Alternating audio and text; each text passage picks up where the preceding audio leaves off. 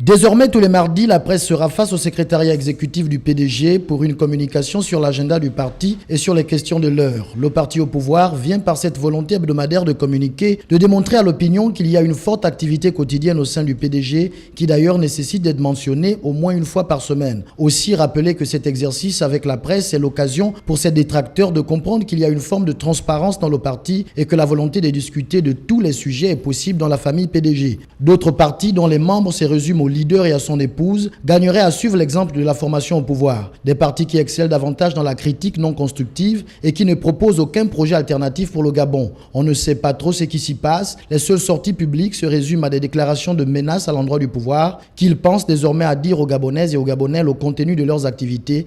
En effet, pour un militant, l'adhésion à une formation politique est aussi fonction de la connaissance qu'il a de celle-ci, même s'il est vrai que dans le microcosme gabonais, c'est plutôt le clanisme et le clientélisme et autres avantages individuels qui gouvernent les choix des uns et des autres. Dans tous les cas, le PDG vient de marquer un grand coup qui pourra servir d'exemple aux autres formations politiques qui présentent le plus souvent un déficit criard en termes de communication, surtout lorsqu'à l'horizon on scrute déjà la présidentielle 2016. Comment alors s'étonner que le PDG soit à ce jour toujours le seul parti mieux connu et mieux installé sur l'échiquier national et qui soit fortement représenté dans les deux chambres du Parlement?